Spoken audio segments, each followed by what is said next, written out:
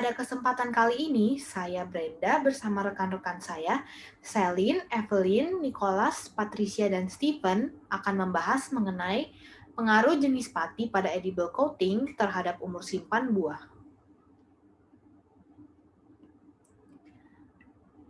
Kebutuhan manusia yang paling utama adalah kebutuhan akan bahan pangan. Pemenuhan gizi masyarakat ditentukan oleh teknik pengolahan dan juga cara mempertahankan atau pengawetan bahan pangan. Dikarenakan bahan pangan bersifat mudah rusak, hal ini disebabkan oleh adanya kadar air yang tinggi di dalamnya, maka diperlukan inovasi pengawetan makanan, yaitu penggunaan edible coating untuk memperpanjang umur simpan serta mempertahankan mutu buah maupun sayur segar. Edible coating sendiri merupakan lapisan di permukaan suatu kulit produk pangan yang aman jika dikonsumsi. Teknologi ini digunakan untuk melakukan suatu pendekatan dan peningkatan umur simpan suatu bahan pangan agar tidak mengalami kerusakan seperti halnya pembusukan. Edible coating dapat diciptakan sendiri dari bahan-bahan dasar seperti tepung tapioka atau pati yang memiliki kandungan protein yang tinggi. Edible coating sendiri juga dapat bekerja sebagai suatu carrier atau pembawa bahan seperti emulsifier, antioksidan, dan antimikroba yang dapat menaikkan mutu pangan serta memperpanjang masa simpan pada buah-buahan. Karakteristik coating yang dihasilkan menentukan seberapa berhasilnya edible coating tersebut dibuat. Karakteristik edible coating terdiri dari beberapa hal yang ideal, yaitu daya kuat tarik, persen perpanjangan atau elongasi, ketebalan, dan juga laju transmisi uap air. Edible coating yang berasal dari pati memiliki beberapa kekurangan, yaitu berupa mudah dilewati oleh air, mudah mengembung, dan sobek. Maka dari itu, penting bagi edible coating untuk diberikan penambahan plasticizer yang berfungsi untuk meningkatkan elastisitas dan juga mengurangi resiko terjadinya pecah, hancur maupun sobeknya edible coating yang dibuat. Bahan yang dapat digunakan sebagai plasticizer yaitu gliserol, sukrosa, sorbitol, asam lemak, dan juga hidroksipropil. Selanjutnya, ada pula metode penelitian yang kami gunakan dalam menyusun jurnal ilmiah ini. Metode penelitian yang kami gunakan adalah studi pustaka. Studi pustaka adalah kajian referensi, teoritis, serta literatur ilmiah lainnya yang berhubungan dengan nilai, budaya, dan norma yang berkembang dalam hal yang akan diteliti. Selain itu, terdapat juga metode penelitian atau prosedur yang dilakukan dalam jurnal yang telah kami baca. Yang pertama adalah pembuatan ekstrak pati. Nah, dalam pembuatan edible coating berbahan dasar pati, pertama-tama kita harus memilah dan mencuci bersih bahan dasar pati, seperti ubi jalar merah, singkong, ataupun sagu hingga bersih. Kemudian bahan tersebut dipotong, lalu di blender hingga hancur sambil ditambahkan air dengan perbandingan 1:3, hingga menjadi bubur. Kemudian bubur tersebut disaring dengan kain saring sampai didapat filtratnya. Ampas yang didapat kemudian diberi penambahan air 1:1 dan disaring kembali untuk mendapat tambahan filtrat. Kemudian filtrat dari penyaringan pertama dan kedua dicampur dan disaring kembali. Setelah itu hasilnya diendapkan selama 12 jam. Setelah mengendap, larutannya dibuang dan ditambahkan air 1:1 dan didiamkan selama 30 menit. Kemudian endapan patinya dapat dikeringkan dengan pemanasan dengan oven sekitar 50 derajat Celcius selama 12 jam atau dijemur maupun dipanaskan di atas hot plate. Selanjutnya, langkah kedua ada pembuatan pelapis edible. Nah, pati hasil ekstraksi tadi dilarutkan dengan aqueous, kemudian dipanaskan dan ditambahkan dengan CMC atau karboksil metil selulose dengan kadar 1% atau plasticizer berupa minyak bunga matahari dan gliserol. Kemudian dicampur atau dimixer hingga homogen sambil dipanaskan. Setelah itu dapat diberi penambahan filtrat jahe yang dapat membantu mencegah pertumbuhan mikroba. Selanjutnya, ada pula langkah terakhir dari pembuatan edible coating. Nah, buah yang akan dilapisi edible coating pertama-tama dipilah, dicuci hingga bersih, dan ditiriskan. Lalu dicelup ke dalam larutan edible coating selama sekitar 15 detik. Lalu diangkat dan didiamkan selama 2 menit. Dan celup kembali ke dalam larutan edible coating selama 10 detik dan tiriskan lagi selama 2 menit. Setelah itu, simpan buah di dalam wadah tertutup dan masukkan ke dalam lemari pendingin pada suhu 10-15 derajat Celcius. Amati tiap 0, 3, 6, dan 9 hari dengan konsentrasi pati yang bervariasi. Terima kasih kepada teman saya, Selin, yang sudah menjelaskan tentang metode penelitian dari jurnal kami. Perkenalkan, saya Nicholas Rafael Chang. Saya mendapat bagian untuk menjelaskan hasil dari jurnal ilmiah kami. Berikut hasil yang didapatkan dibandingkan berdasarkan percobaan dari 3 jurnal yang berbeda. Jurnal yang pertama yaitu pati ubi jala merah pada stroberi, jurnal kedua pati sagu pada paprika, dan jurnal ketiga pati singkong pada nanas. Kelompok kami akan membandingkannya berdasarkan 4 faktor, yaitu faktor penyusutan kadar vitamin C, faktor susut bobot, faktor pudar atau tidaknya warna, dan juga faktor tekstur. Yang pertama adalah perbandingan berdasarkan kadar vitamin C. Pada jurnal pertama, menggunakan pati ubi jalar merah, kadar vitamin C yang tadinya 33 mg per 100 gram menyusut menjadi 30,469 mg per 100 gram. Jika dihitung persen penyusutan dengan rumus kadar akhir dikurangi kadar awal dibagi dengan total, maka diperoleh angka persen. Penyusutan sebesar 7,67%, lalu dengan cara menghitung yang sama kami aplikasikan ke pati sagu dan pati singkong. Maka diperoleh persen penyusutan kadar vitamin C sebesar 16,67% dan juga 14,68%.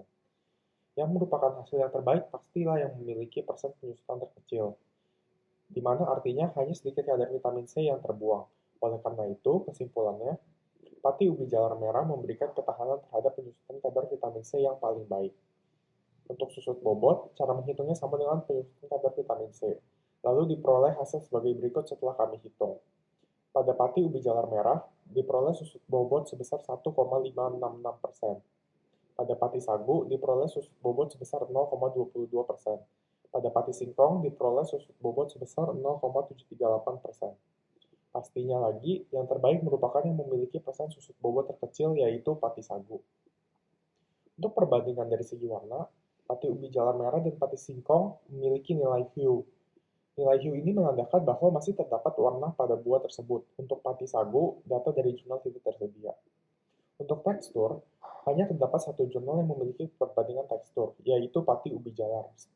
Dan juga pati ubi jalar pada stroberi memiliki nilai tekstur 2,627 setelah dilapisi edible coating dan disimpan selama 8 hari, di mana nilai tekstur kontrolnya atau kondisi awalnya adalah 3,9. Sekian penjelasan tentang perbandingan dari hasil yang saya dapatkan. Untuk selanjutnya, teman saya Evelyn akan menjelaskan tentang bagian pembahasan. Terima kasih.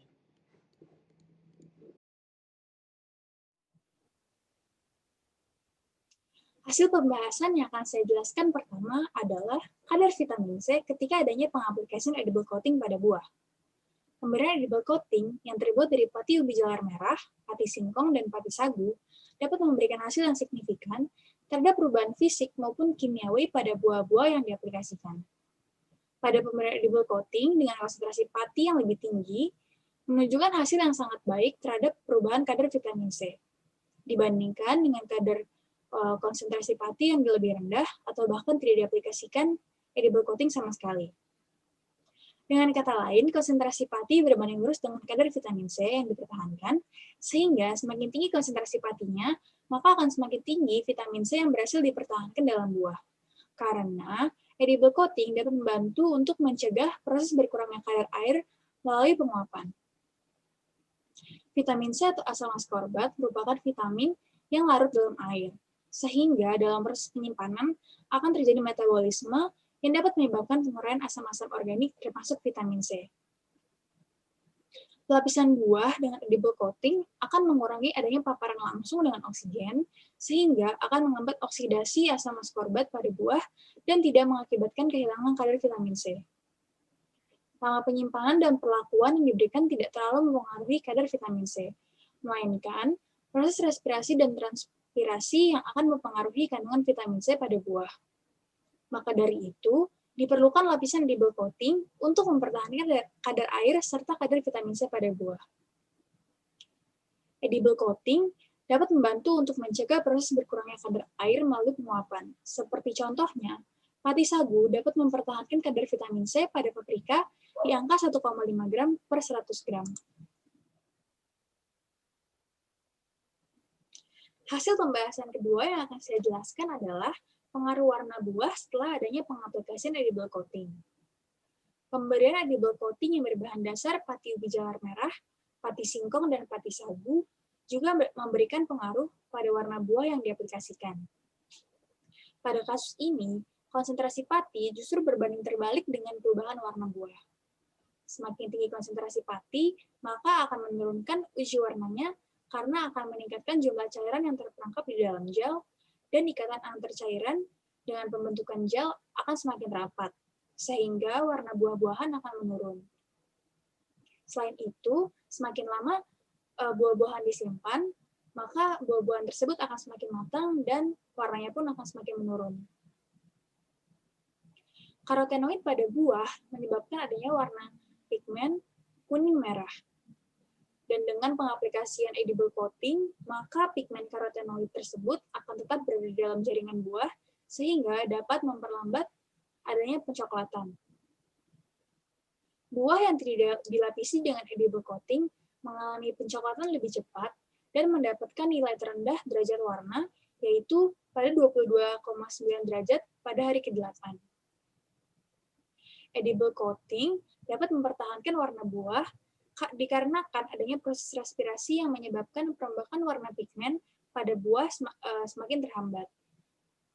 Selain itu, buah yang dilapisi edible coating memiliki penampilan warna yang lebih mengkilap dan nampak tebal, di mana buah yang dilapisi oleh edible coating memiliki warna yang lebih alami. Selanjutnya ada pengaruh pemberian edible coating terhadap susut bobot bahan. Pemberian edible coating berbahan dasar pati ubi jalar merah ternyata dapat menurunkan susut bobot pada buah stroberi.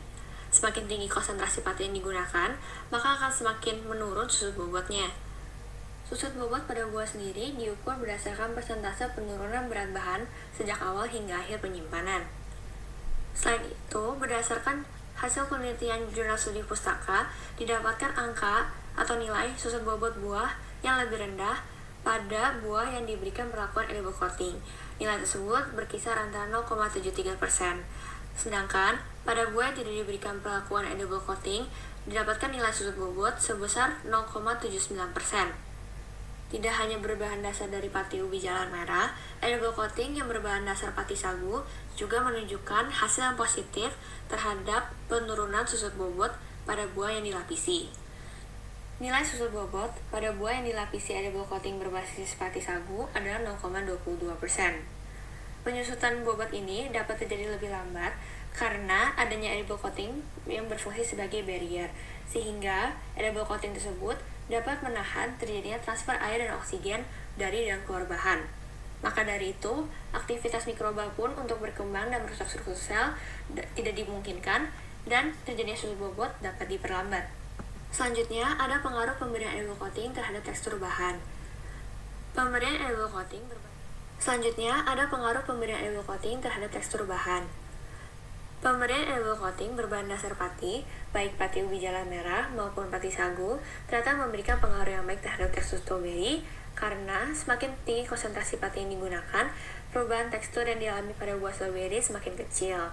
Hal ini dapat terjadi karena edible coating mampu menghambat laju respirasi dan menekan terjadinya pelunakan, sehingga kekerasan buah tidak terlalu berubah.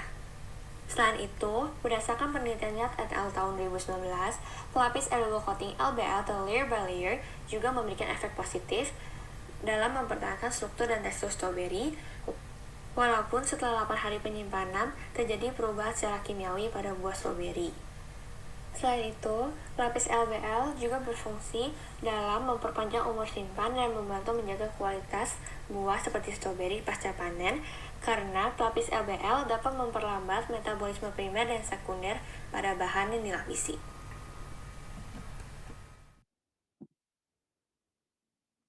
Nah, sekarang saya akan melanjutkan dengan membahas manfaat dari pemberian filtrat jahe pada edible coating. Ada 3 manfaat yang diberikan dari pemberian filtrat jahe pada edible coating. Yang pertama adalah mempertahankan warna dari produk, yang kedua adalah mencegah pelunakan, dan yang terakhir adalah mempertahankan aroma. Penambahan filtrat jahe dapat mempertahankan warna dari buah, karena jahe berperan sebagai antimikroba dan antioksidan. Senyawa yang terdapat di dalam jahe, yaitu gingerol dan shogaol, mampu menghambat pertumbuhan bakteri membusuk dan berperan sebagai antioksidan. Selain itu, filtrat jahe dapat mencegah terjadinya pelunakan dari buah, karena edible coating yang dihasilkan dapat menutupi seluruh permukaan dari buah menjadi awet selama 15 hari masa penyimpanan. Yang terakhir, penambahan filtrat jahe juga dapat mempertahankan aroma dari buah karena filtrat jahe mengandung minyak atsiri yang berperan sebagai antimikroba.